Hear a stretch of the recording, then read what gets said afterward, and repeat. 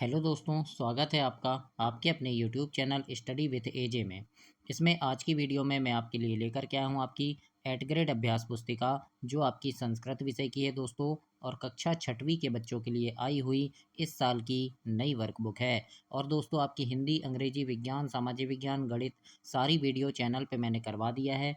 तो चैनल को सब्सक्राइब करके उन वीडियोज़ को देखें, पढ़ें और समझें कि किस प्रकार से मैंने सारी चीज़ें उसमें आपको बताई है।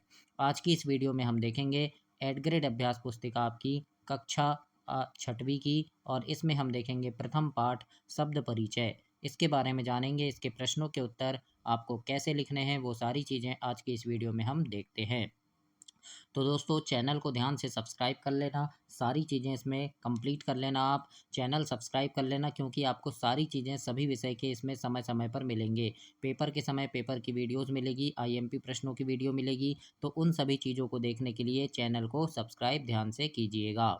आइए देखते हैं। सबसे पहले यहाँ लिखा है पुष्पाणाम नामामि लिखत, मतलब आपको फूलों के नाम लिखना है भाषा अध्ययन में। जैसे कमलम, कमल को हम बोलते हैं कमलम, तो इसका हम संधि विच्छेद करेंगे यहाँ पर, मतलब इसको स्वर में लिखेंगे कि कितने स्वर आएंगे इसमें। तो यहाँ पर कमलम में देखो, जैसे कमलम में क है पहले, तो क में कौन कौन से स्वर हैं? क और आ। फिर म में म और आ, यानी आधा म और आ मिलकर म बना। फिर ल में आधा ल और लास्ट में आधा म, तो ये हो गया कमलम। इसी प्रकार से अमृत फलम का बताया गया है आपको। फिर आम्रम का लिखा है। अब आगे आपको लिखना है। तो जैसे यहाँ पर लिखा है कंदक पुष्पम, कंदक पुष्पम मतलब होता है गेंदा। तो कंदक पुष्पम का हम इसी प्रकार से पूरे स्वरों को लिखेंगे। तो कंदक पुष्पम में सबसे पहले क है, तो दोस्तों क में कौन कौन से स्वर होंगे? क और अ, है ना। आधा क और अ मिलके क बना, पूरा क बना, है ना। तो ये क धन अ लिखेंगे। फिर न में आधा ना है, तो ये आधा ना लिखे, है ना। आधा ना अ, फिर आधा द उ, फिर आधा का अ, फिर आधा प उ, आधा श अ, आधा प अ और म अ। तो ये हो गया कंदक पुष्पम। तो इसी प्रकार से आपको लिखना है। इसी प्रकार से आप चंपकम का लिखेंगे। च, आधा च और अ, आधा म प आधा फिर आधा का और म। फिर इसी प्रकार से कदली फलम का लिखेंगे दोस्तों। आधा का आधा द आधा ल ई और आधा फ फिर ल, फिर फिर आधा मा। इस प्रकार से आप इसे लिखेंगे और ऐसे अपनी वर्कबुक में कंप्लीट करेंगे दोस्तों। इसके बाद आगे देखते हैं पुष्पाणाम नामामि। तो अब यहाँ फूलों के नाम लिखना है आपको। पाटलम, पाटलम मतलब होता है गुलाब। तो जैसे अभी हमने पिछले पेज में लिखे थे, उसी प्रकार से यहाँ फलों के नाम और फूलों के नाम आपको लिखना है। तो फलों के नाम भी पाटलम में आप इसी प्रकार से लिखेंगे। आधा प धन आ, फिर आधा टा धन अ, फिर आधा ला धन अ और आधा मा। तो ये हो गया पाटलम। इसी प्रकार से द्राक्षा मतलब अंगूर, तो इसी को ऐसे लिखेंगे। आधा द, आधा र और आ, ये हो गया द्रा। फिर आधा छ और आ, ये हो गया द्राक्षा। तो इस प्रकार से आप यहाँ पर अंगूर का लिखेंगे। फिर इसके बाद है दोस्तों मालती। तो मालती मतलब होता है यहाँ पे बारहमासी फूल, है ना। तो मालती को ऐसे लिखेंगे। आधा म धन आ, फिर आधा ध धन, आधा ल धन अ, फिर आधा त धन ई, मालती हो गया। इसी प्रकार से आप सेवम का लिखेंगे। स धन, आधा सा धन ए, फिर आधा व धन अ और आधा म। इसी प्रकार से आप मल्लिका का, दाड़िमम, यूथिका, कप्पिथम, नारिकेलम। तो इस प्रकार से आपको लिखना है दोस्तों, और अपनी वर्कबुक में ऐसे कंप्लीट करना है। इसी प्रकार से आप जामुन का लिखेंगे, जम्बू, है ना। तो ऐसे आप इसमें लिख लीजिएगा। अब हम आगे देखते हैं यहाँ पर पक्षिणाम नामामि, यानी यहाँ पक्षियों के नाम संस्कृत में दिया है, उसको आपको हिंदी में लिखना है और पशुओं के नाम लिखना है। तो पक्षी के नाम जैसे यहाँ बकह लिखा है, तो बकह मतलब होता है बगुला। फिर आगे उष्ट्र मतलब ऊँट। फिर चटका मतलब गौरैया। एढ़ मतलब हिरण। इस प्रकार से आप लिखेंगे। फिर आगे देखते हैं कपोतः मतलब होता है कबूतर। भल्लुका मतलब भालू। सारिका यानी मैना। ससकह यानी खरगोश। कोकिला यानी कोयल। कुक्कुरह यानी कुत्ते। वर्तिका यानी बतख। और नकुलह यानी नेवले। तो इस प्रकार से आप इसे कंप्लीट करेंगे दोस्तों अपनी वर्कबुक में। अब हम आगे देखेंगे बच्चों पक्षिणाम नामामि और पशुनाम नामामि। तो पक्षियों के नाम और पशुओं के नाम अभी जैसे हमने लिखे थे, यहाँ पर तोड़कर लिखे थे उसको स्वर में, तो वैसे ही हमें लिखना है। जैसे यहाँ पर भाषा अध्ययन में देखो उल्लू कह लिखा है, उल्लू कह मतलब उल्लू, तो उल्लू कह को कैसे लिखे, ऊ फिर आधा ल, फिर बड़ा ऊ, फिर आधा का और अ, तो ये उल्लू, और फिर आह की मात्रा, तो ये उल्लू कह हो गया। इसी प्रकार से अजा लिखेंगे तो अ धन ज धन आ, अजा। अब हम यहाँ पर कौवा और घोड़ा आपको दिया गया है, आपको तोता का लिखना है दोस्तों, और हाथी का लिखना है, मोर का और गाय का। तो तोता मतलब सुकह, सुकह बोलते हैं हम, तो सुकह को हम लिखेंगे आधा शाह धन ऊ, फिर आधा का धन अ, और फिर आहा की मात्रा, सुकह हो गया। फिर गजह को लिखेंगे आधा का धन अ, आधा अ, फिर आधा ज, फिर अ, और आहा की मात्रा। तो इस प्रकार से आप यहाँ पर गजह लिखेंगे दोस्तों। इसी प्रकार से मयूरह लिखना है हमें, तो आधा म धन अ, फिर य धन उ, धन र, धन आह की मात्रा हो गया। फिर धेनु में भी हम इसी प्रकार से लिखेंगे, ध धन ए, फिर न उ और आह की मात्रा, ये धेनु हो गया। तो ऐसे आपको लिखना है दोस्तों, और अपनी वर्कबुक में ऐसे कंप्लीट करना है। आगे देखते हैं क्या दिया है, तो अब वस्तु नाम नामामी लिखना है, वस्तुओं के नाम लिखना है ना। तो जैसे ये पुस्तकम है, पुस्तकम मतलब पुस्तक, तो पुस्तकम को हम कैसे लिखे हैं, तोड़कर ऐसे लिखे हैं। इसी प्रकार से आप लिखेंगे। आगे हम देखेंगे घटिका मतलब घड़ी। अब चस्का मतलब गिलास, तो चस्का को हम लिखेंगे च धन अ, आधा सा, फिर आधा का और अ और आहा। तो इस प्रकार से आपको चस्का लिखना है, चस्का मतलब गिलास। फिर द्विचक्रिका, द्विचक्रिका मतलब होता है साइकिल, तो साइकिल द्विचक्रिका को कैसे लिखेंगे, आधा दा, फिर आधा वा और ई, ये हो गया द्वि। फिर आधा च और अ, ये हो गया च। फिर आधा का और ऋषि, ये हो गया क्री। क्री में जो नीचे ये ऐसे क्रम में जो ये आपके रकार लगा है, इसको ऋषि लिखेंगे। फिर ई धन आधा का और आ, ये हो गया द्विचक्रिका। तो इस प्रकार से आपको लिखना है बच्चों अपनी वर्कबुक में। इसके बाद आपके निर्देश हैं, बहुविकल्पी प्रश्नानाम है, मतलब बहुविकल्पीय प्रश्न हैं, आपको विकल्प चुनकर प्रश्नों के उत्तर देना है दोस्तों। और दोस्तों चैनल ध्यान से सब्सक्राइब कर लेना, आपकी तिमाही, छमाही और वार्षिक परीक्षा के समय चैनल पे काफ़ी सारे वीडियोस लेकर के आता हूँ मैं, जिसमें आपके परीक्षा में आने वाले महत्वपूर्ण प्रश्न होते हैं, जिन्हें पढ़ करके आप परीक्षा में काफ़ी अच्छे नंबर ला सकते हैं दोस्तों। तो चैनल को ध्यान से सब्सक्राइब कर लीजिएगा।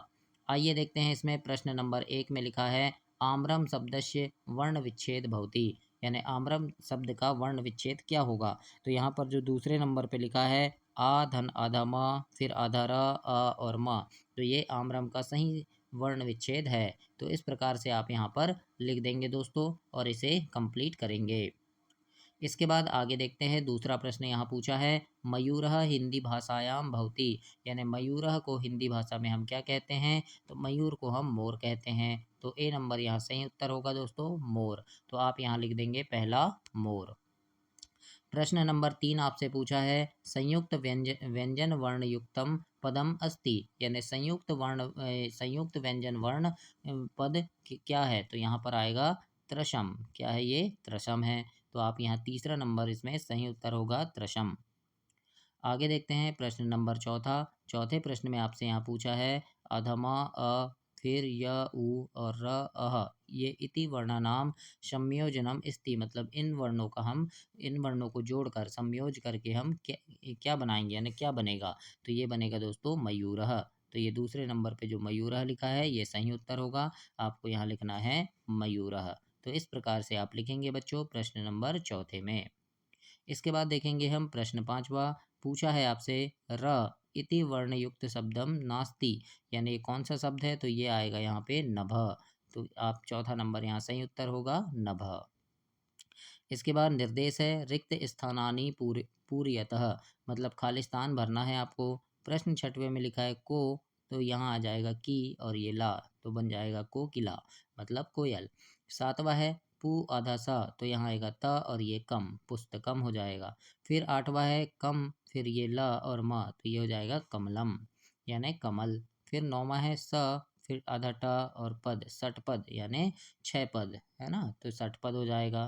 फिर यहाँ लिखा है न और फिर दी और स, नदी सह, मतलब नदी। तो इस प्रकार से आपको खालिस्तान कंप्लीट करना है बच्चों, और प्रश्न नंबर 10 तक ऐसे लिखना है आपको अपनी वर्कबुक में। आगे देखेंगे दोस्तों, निर्देश दिया है आपके लिए कि एक पदेन उत्तरम लिखतः, मतलब एक पद में आपको उत्तर लिखना है। कैसे लिखना है वो देखते हैं। तो प्रश्न नंबर 11 आपसे यहाँ पूछा है, स्वर वर्णेषु प्रथमः वर्ण क अस्ति, मतलब स्वर वर्ण का पहला वर्ण यानी पहला अक्षर क्या होता है। तो यहाँ आप लिखेंगे अ। क्या होता है? अ होता है।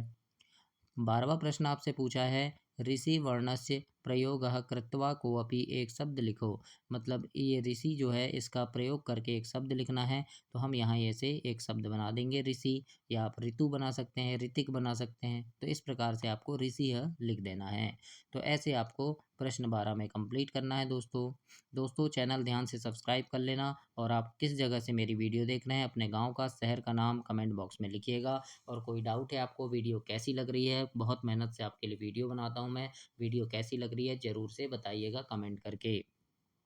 आइए देखते हैं, प्रश्न नंबर 13 है। इसमें लिखा है, व्यंजन वर्णेषु चतुर्थ वर्ण क अस्ति, यानी व्यंजन वर्ण का चौथा वर्ण क्या होता है। तो आप इसके उत्तर में लिखेंगे, व्यंजन वर्णेषु चतुर्थ वर्ण घ अस्ति, यानी घ जो है वो चौथा वर्ण है। फिर आपसे प्रश्न नंबर 14 में पूछा है, व्यंजन वर्णेषु अंतिम व्यंजन वर्ण क अस्ति, यानी व्यंजन में अंतिम व्यंजन वर्ण क्या होता है। तो लिखेंगे, व्यंजन वर्णेषु अंतिम व्यंजन वर्ण ह अस्ति, मतलब अंतिम जो व्यंजन वर्ण है वो ह होता है।